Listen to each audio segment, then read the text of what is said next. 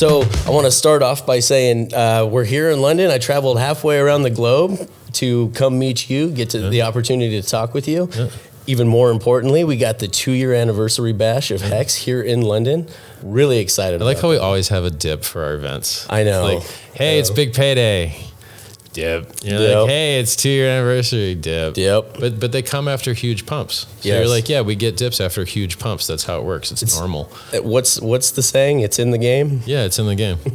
So I always tell people when I draw the Hex chart, I draw the 1,000,000% up, and I highlight all the dips. And here's this 85% dip, 70% dip, 65% dip, 50% dip. Yep. And then I could draw it the other way. I could just draw the bottoms of those dips and up and just show only all the pumps. But I want to prepare people. Positive, Right. I like people with realistic expectations. And I appreciate that because my onboards, it's real easy to point to something that says, hey, look, someone's already done the work for you. Yeah. You can see it's done this how many times before this. 100%. So don't freak out that you bought at the top. Right. 100%. At the top of gas prices too. Well, I mean, that's why I think Bitcoin and Ethereum have found their tops, even though Ethereum just made a new all-time high 2 days ago. See, the weird thing is when Bitcoin finds its top, Ethereum, the last 2 cycles, ran up 27 days, literally exactly 27 days.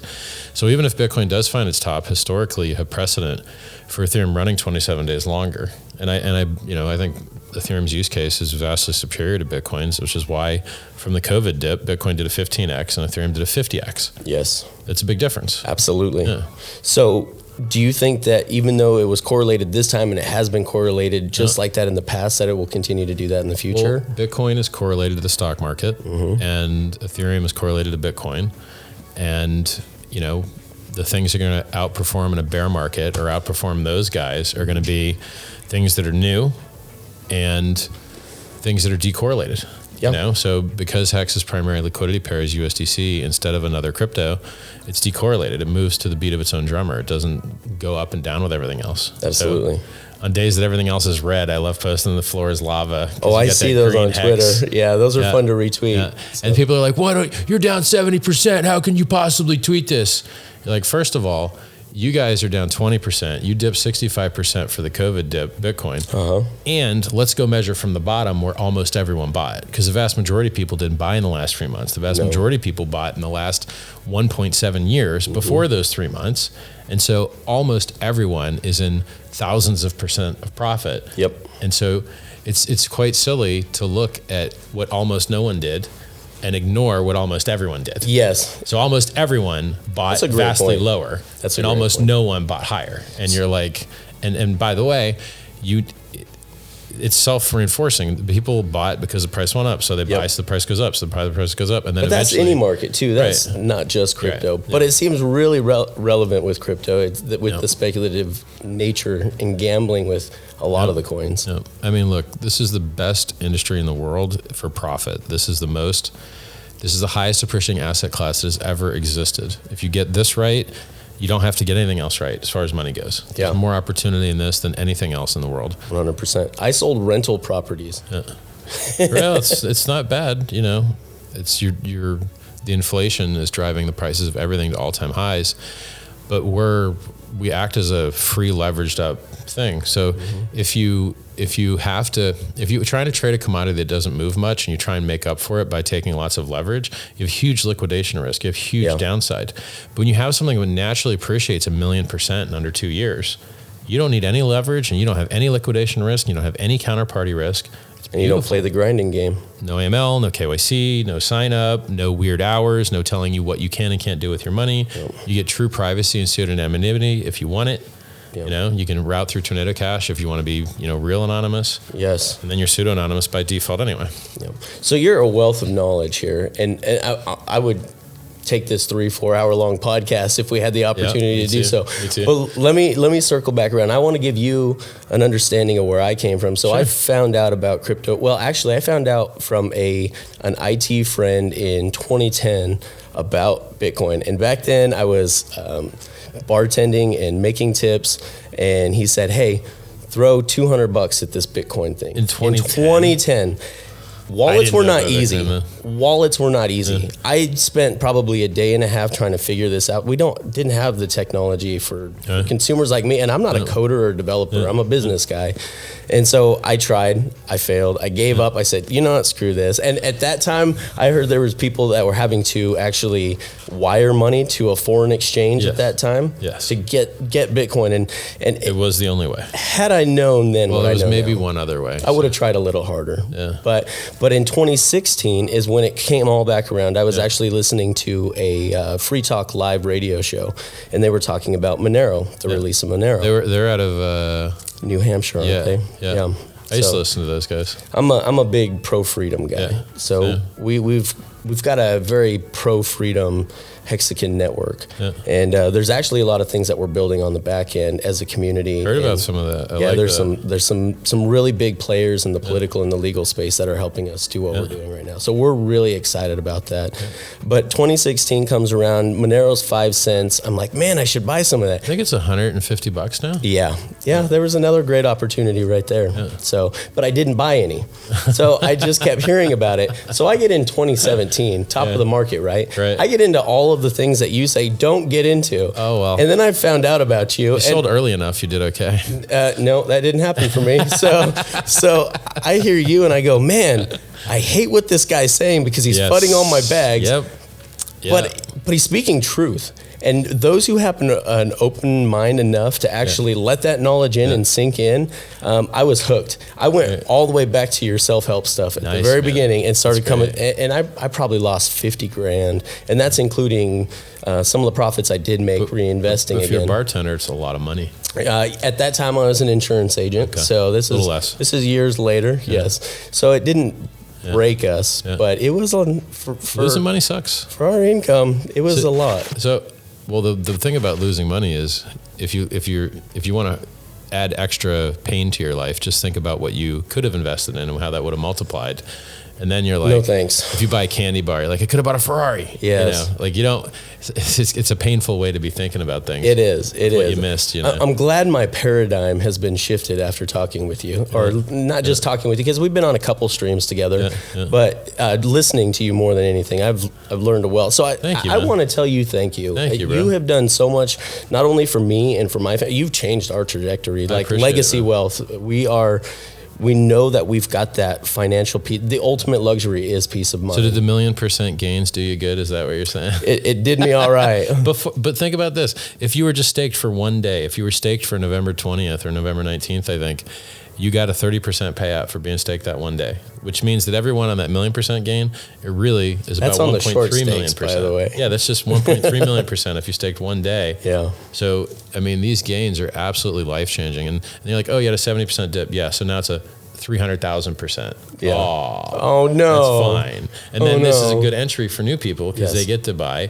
I mean, if you get a 75% dip, that means that a 4x will bring you back to where you were. Mm-hmm. So if you buy 75% instead of the previous top, you get an extra 4x times the next gain. So if you get another 2x, now you're up 8x instead of 2x. It's very nice. Yes, very nice. Buying dips is very nice. So we're building Hex Investment Trust based upon the Grayscale. We're supposed to be launching before the end of the year, so we're about less than a month out from this happening.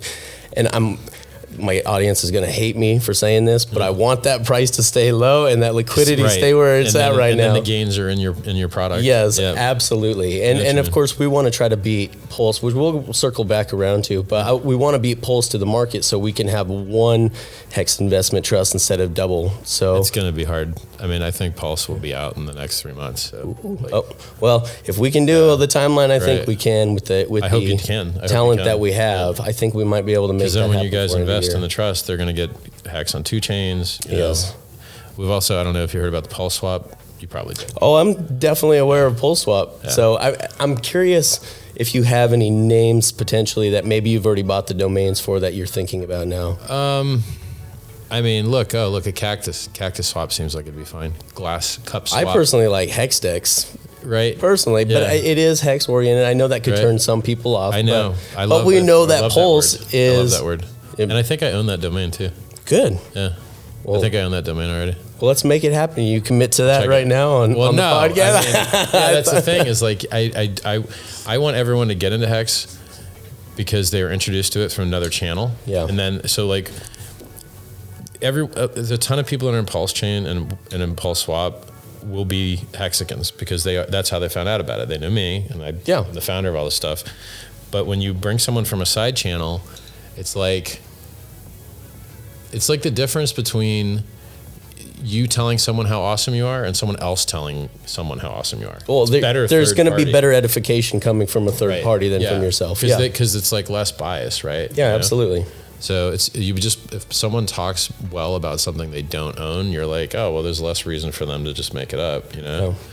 So I think a lot of people are going to be interested in Hex.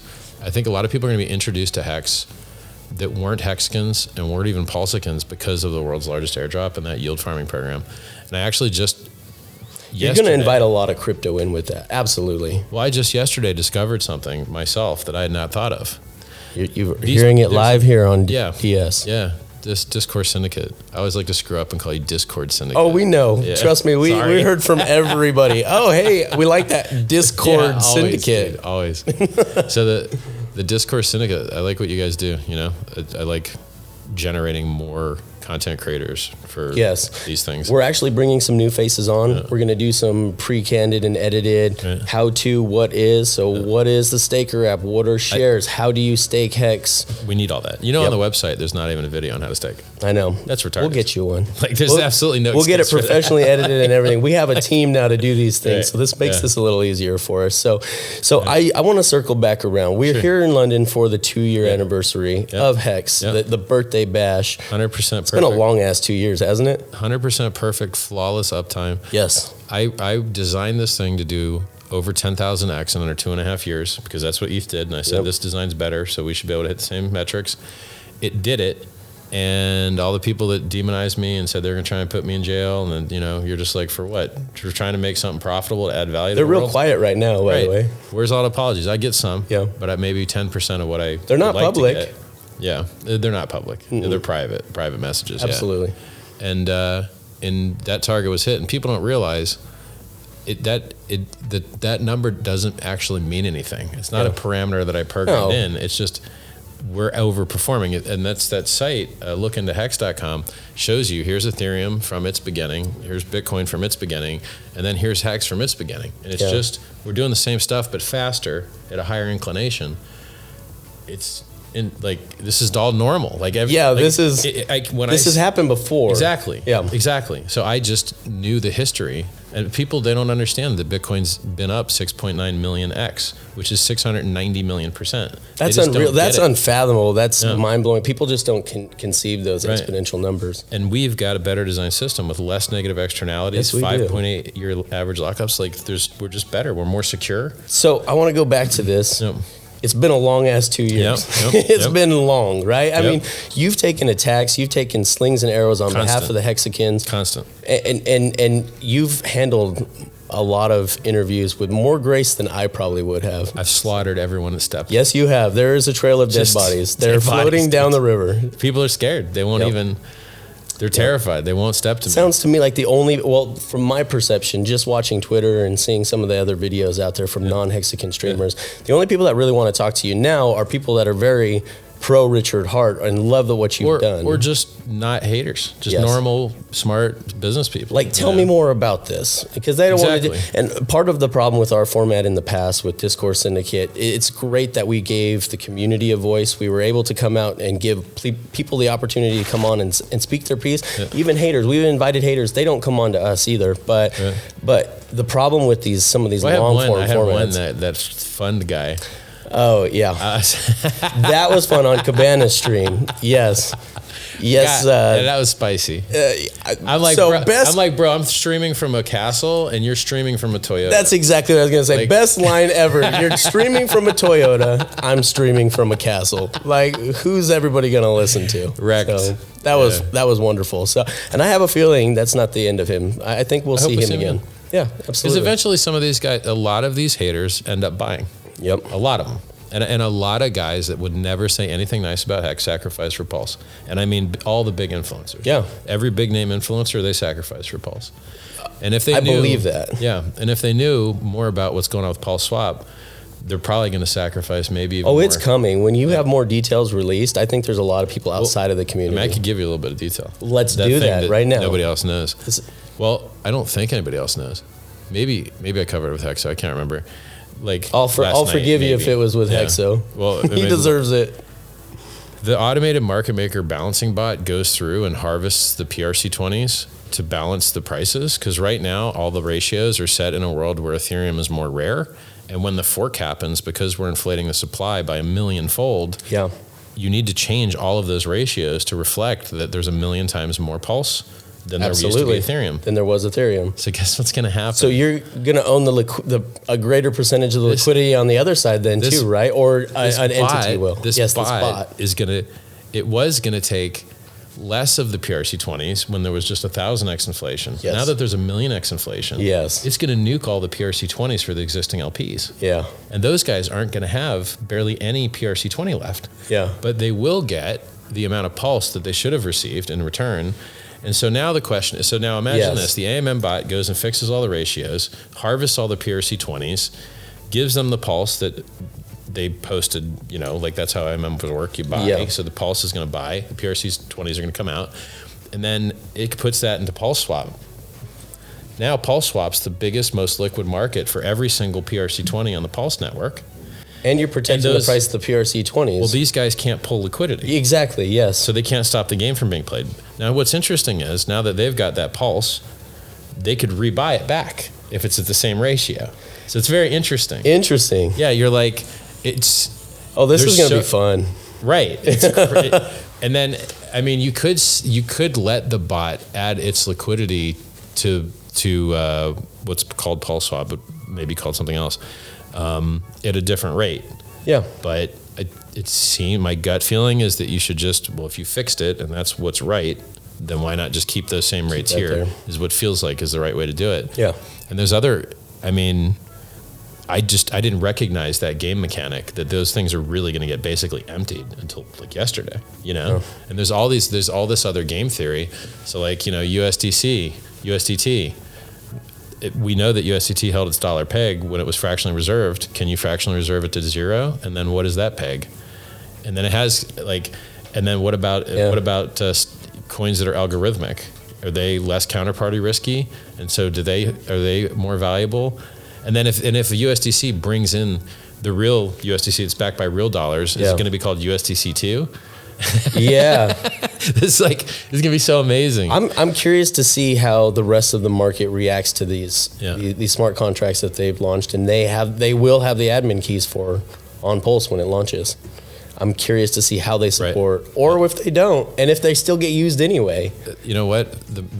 The only coins that usually have these super god mode admin keys that can just steal everyone's money are the stable coins. Yeah. Most other projects have different types of admin keys that can just kind which are attack vectors. Sure, but it's not as bad as just invalidate all the coins. Yes, literally the worst. Not anything worth anything in your wallet anymore. We can mint as many as we want, and we can turn everyone else's off when we want. That's what USDC and USDT have. Yep. So if we have less counterparty risk coins, they may appreciate more, and then because if you think about it, if someone's going to copy in and bridge in 10 million or 20 million of bid side support for Hex, because that's what's existing on the ETH chain, they want the prices to be quite the same. And I heard a rumor that some people think that there's going to be cheap Pulse in the Pulse. I don't understand that. To me personally, I am the guy going, please, all of you move to Pulse so I can buy the cheap Ethereum Hex. Right. That's what I want. I don't get it. Who's going to sell you a cheap? So if you get in before the fork, you're already getting an E-Hex and a P-Hex, which we're just calling Hex. But for this example, I'm going to use EMP. But generally, I'll just call the P-Hex Hex. And it's Hex. It is Hex. Absolutely. I agree with that. So, I'll just say Hex on the Pulse network and Hex on the ETH network. Okay.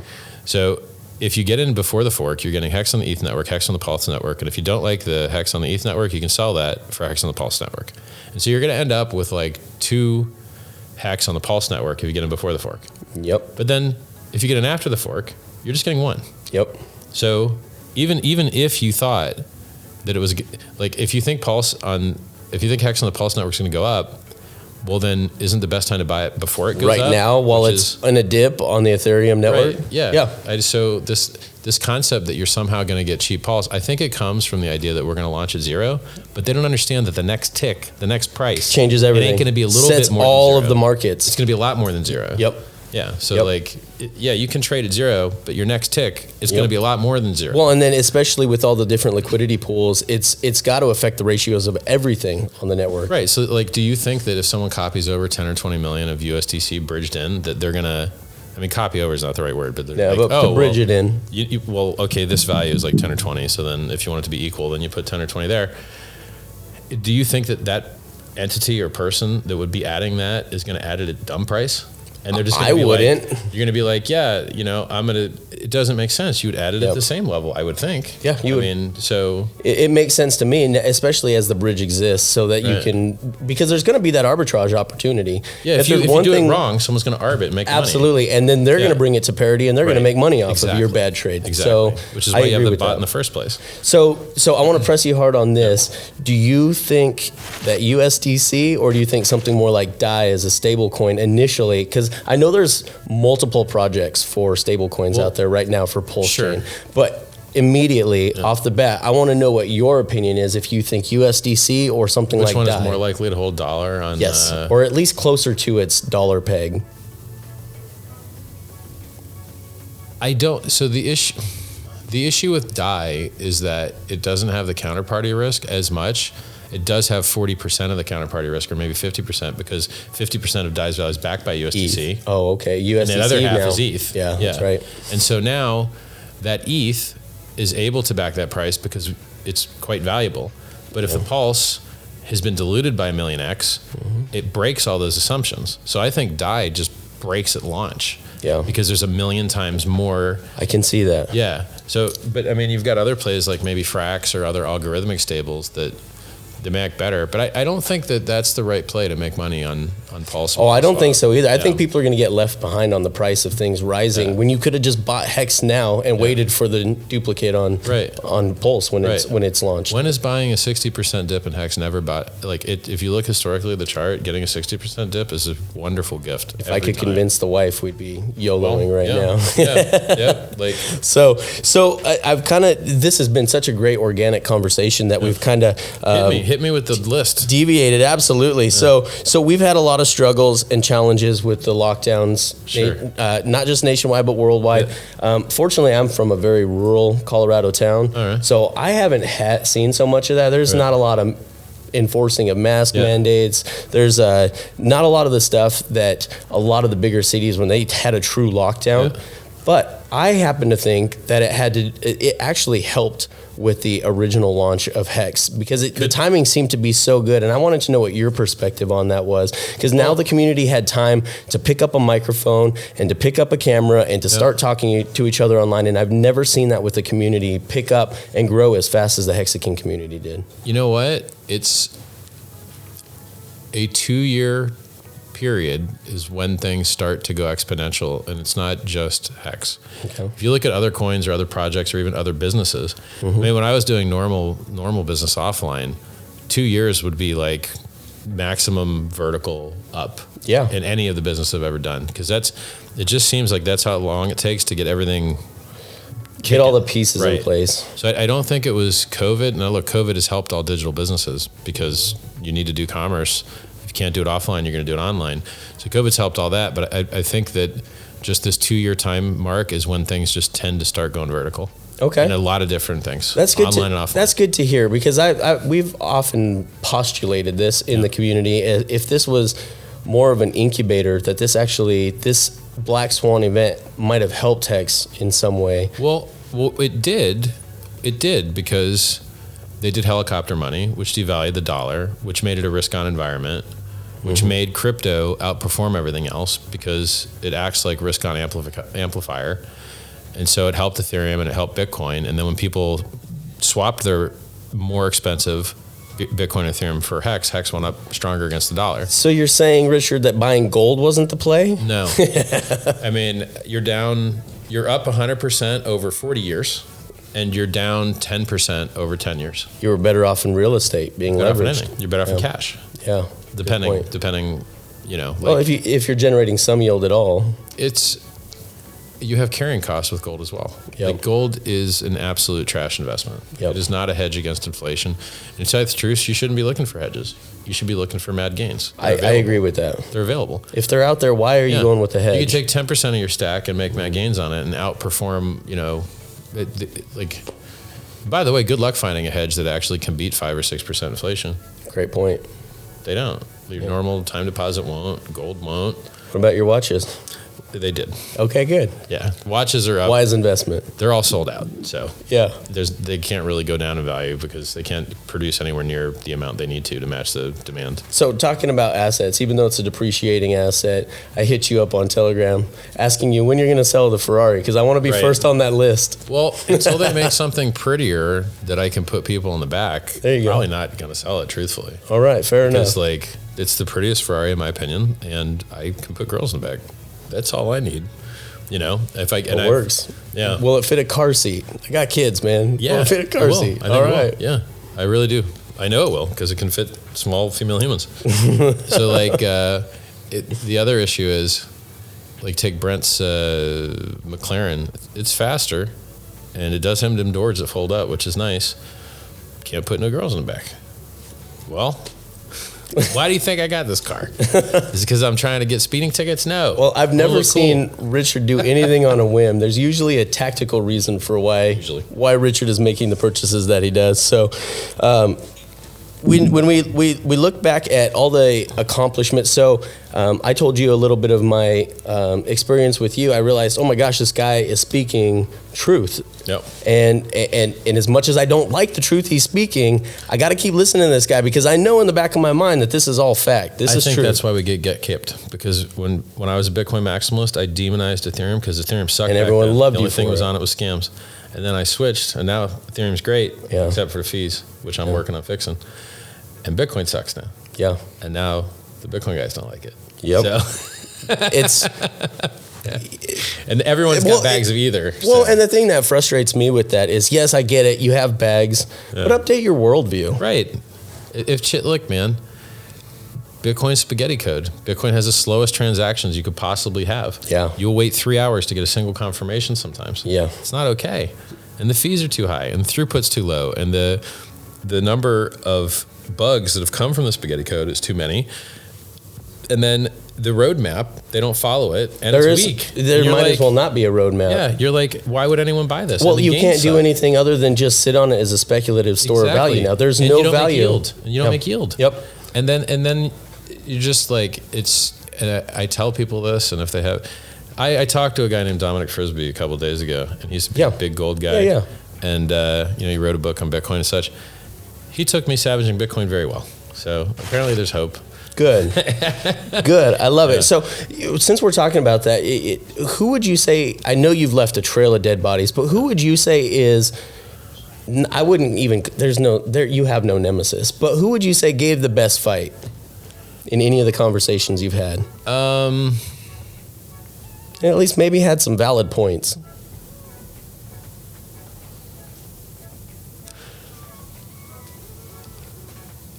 I can't think of anyone that actually did a good job. I mean, Peter McCormack made himself look absolutely the worst you could ever look. Yep.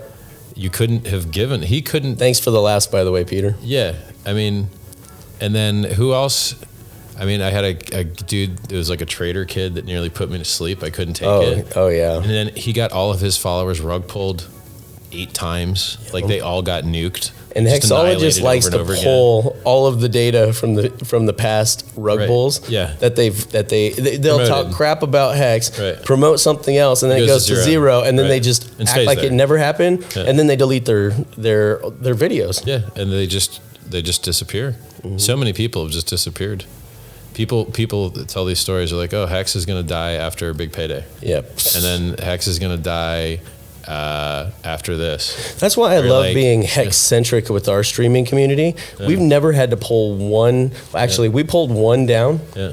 we pulled one video down, and it was just because a lady said, I didn't realize you were going to put me on the internet. Well, what do you think a podcast was when we were filming you? You were on screen with us. It's the only one that we've ever had to pull. But we know that we're behind a product that works and that we know has longevity and legs. I mean, what other crypto out there has almost 6 years staking history where they are committed and not able to get out for the next 6 years? There's no financial product, none. I believe that is a Nobel Prize worthy innovation. There's no financial product that has ever existed. If you buy a house, you can sell it. Yeah. If you buy a bond or a T-bill, you can sell it. If you lock up your Hex for 15 years, you cannot get your principal out until year 7.5. You will be penalized. There is nothing else in the world. And thank you all for all the penalties out there, guys, for all of you who have early end stake, because you've made our payouts look very pretty on some days. You know how you're talking about you loved your fund to get in earlier? Yes. I know that there are people paid to FUD Hex. Really? Literally. If there's that's real gatekeeping. There are certain channels that that's you go not just on, keeping you on page 3. and I see the same talking points. These guys have no post history, and they hit these same talking points, and you're like, yep. Someone's literally paying to FUD the price down. To speak getting in narrative. people emergency end stake. They're getting people to sell the bottom, and that's you're just unfortunate. like, man, that it's a little bit. It's gross, it's is what it is. Yeah. It's gross because that's sad for the people who are missing out. Yeah. Yep. So again, we've got London here. This is great. Yep. This is my first time in this beautiful historic city. Do you like how funny they talk? Oh my goodness, I have such a hard. I'm like, weekend. I'm come again. Like I have a hard time sometimes with how thick some of these accents are. So. I understand the foreign English speakers a lot of times better than the English speakers. I depending agree. where they're from. I agree. Well, depending. Yeah. There's some African immigrants that I've had some real hard times trying to figure out what they're saying. So how do you feel about the event tomorrow? I think this is enormous and it's going to go down in the history books, but I want to know how you, Richard, feel about it. I think we're in a good position to exceed expectations because I believe expectations have been set low. Yeah. I don't think people understand how different this is than me just coming and saying hi in a room. Yeah. There's no similarity. Yeah. There's none. Yeah. So I think that we're going to really, and because they're live streaming it, I think people are going to feel like they missed out, Oh yeah. Because there's so many cool things that I know are going to be happening that I didn't tell anyone about. Yes. So I think beating expectations is a big deal. If you can do it, I mean, look, historically in the stock market, you beat expectations, price goes up. Yep. In legacy finance. Oh, absolutely. Yeah. I think that's true with anything, not just markets. Might be crypto too. No. Yeah, absolutely. Well, so I've gotten a sneak peek at what's coming tomorrow. Yep. I'm thoroughly excited. I'm when I asked these the producers, I asked the guys who are throwing this production, hey, are we able to do a live stream for the community? I want the rest of the community that can't make it to be there. It is nice. Digitally. Yeah. So we actually hired a professional to come in and set up the live stream and move forward with that. So the venue was okay with that. Yeah. So I'm excited on behalf of the Hexicans to be able to do that. I mean, look, think about how much money everyone in that room has made. Yeah. It is lots. And the Hexicans that I meet up with to just chat with, I never have to buy lunch. It's awesome. Yeah. It's great. It's like, hey, man, free lunch. Talking about loving being cheap, right? Thank goodness. I'm cheap, dude. I don't like spending money. So if people buy me free lunch, don't worry, I'm gonna go back to the bathtub later. I'm gonna do some laundry. I'm gonna put it on Twitter for everybody to say, hey, when in Rome. Yeah, man. So I'm saving it. Just got done talking to the big man Richard himself. So when in Rome, right? I'm gonna do some underwear washing in the tub. For everyone listening, I published a video of me doing my laundry in the tub on one of my events because they want to charge you like 20, 30 euros per a pair of underwear to wash them. I didn't pay that for these. I'm not gonna pay you more than what I bought from you. I got soap, I got water, I'm good. Absolutely, I can take care of this. So with a big event like this going on, do you ever just step back and take it all in? Or, no. Nope. You're in build mode. Yeah, I got stuff I got to figure out. I have technical answers for what percentage is this and what percentage is that. How much are the yield farmers getting paid? I'm focused on Pulse Swap. I'm focused on talking to the devs. So that leads me to ask you real quick then, what are you most proud of? I mean, I know there's a lot of things you haven't accomplished yet that you're working on that will be accomplished, but what are you most proud of? I think the community. Oh, yeah. Because the community is who is on-ramping all of the users. Absolutely. The community is the reason the price has done what it has done. Yep. This is not I'm not paying for any ads. I'm not paying for anything. I'm the minority of the live streams. I'm the minority of the content. I learn things from the community. Yeah. I mean, Hexo just yesterday said, "Oh, it's going to be cool that the sacrifice address gets a copy on Pulse." I was like, never thought of that. It literally never even occurred to me. Yeah. So I learn things from the community that I otherwise wouldn't know. The same with like looking to Hex.com with the historic from the beginning. Here's how Hex is doing versus Bitcoin and versus Ethereum, beating them. I never even drew that chart, right? Like so there's so many things that I'm able to learn from the community that I wouldn't have otherwise known. And it's funny because I'm learning about something I designed, I founded, but has all of these other lenses, emergent look properties. At it. Right. Yeah. And the thing that I like is, for some reason, it has to be luck. Every time I look at one of these cool things I didn't notice before, it's bullish. So it's like, oh, the AMM is just going to like harvest all the PRC20s? Sure, that why not? Sounds awesome. Yeah, sure, why not? like, and if they didn't like it, they could like use the pulse that they got in return to like reverse the trade or whatever. But like, it's just so. Every time I look at this game theory, it gets cooler and cooler and cooler, and I never run into like, oh, this sucks moment. Yeah, like I haven't run into that. That is really cool to hear, because you hear the scientist that creates the creature and then grows to resent it later. Oh yeah, like Frankenstein or whatever. Yeah, absolutely. Like that's exactly the analogy. Yeah. Or the golem. But it doesn't look like we're going to have to experience that with any of your amalgamations. It's like people say, oh, that, they bought early, they're so lucky. You're like, man, I've been getting lucky since my first business out of my front yard. I mean, I retired when I was 25 years old. I must have been real lucky. Opportunity meets preparedness. I mined Bitcoin in 2011. I must have been real lucky. Yeah. And then I called the top on the day on this cycle and last cycle. Must have been real lucky. I was real lucky to find you in 2017. Yeah. I remember CFD, computational fluid dynamics coin, man. It was hard. I was like, I'm all in with that. Yeah. A useful proof of work. Yeah. It was too hard. And then you said, oh wait, I'm going to actually do something that pumps harder and has a use case and replaces a product in the bank. Right. I said, well, that's a no-brainer. Do you want to place? Would you rather replace all of money and all of time deposits and or would you rather just do the small sector of CFD? Or like, I'd rather. It's a very small sector too. Yeah, I'd rather replace all the money. Yeah, which I mean that the other one would have kind of addressed, but this is just a better product. There's time for that after longevity. Well, you don't need proof of work anymore. Is the deal? You just proof of stake solves all this. So Pulsechain is going to solve. It's going to solve pollution. It's going to solve miners dumping the price. It's going to solve too high fees on Ethereum. I mean, look, Ethereum may end up still having high fees, but if we can, get some of their users to use their free coins on this chain with the same code, it could reduce the load on the network and reduce the fees. So you have already taken on some huge momentous projects, and it's taking a life of its own. I'm curious, from a human perspective, how your parents feel about this. I don't know. What is the proud factor of your parents? I mean, they've always been proud of me. I mean, they saw me retire with 150 employees and $60 million a year turnover when I was 25. Yeah. So they're used to me being successful and being rich for decades. Are you sick of winning yet? I love winning. That's my thing. Girls and winning. Are you tired These of winning? These are my two things. No, I'm not tired at all. Okay. I wish people would face me in the debates. I wish someone had the balls to step. Like, get me Nouriel Rubini, or get me Peter Schiff, or get me you hear this community. Anybody that has a big audience out there that wants to talk poorly of crypto. The guy that did Black Swan. Nassim Taleb. Yes. Any of these guys. Let's go. He's anti-fragile too, isn't he? Come on, guys. You think you're smarter than me. Let's go. Yeah. Let's do it. I would love to see it. I would pay for those interviews. I guarantee we could crowdfund from the community. That's how great a community we have. You could do that. They actually will let you pay to do that. You can buy Nouriel Rubini. He's for sale. I forgot about that. A lot of those fake gurus are. Gurus are.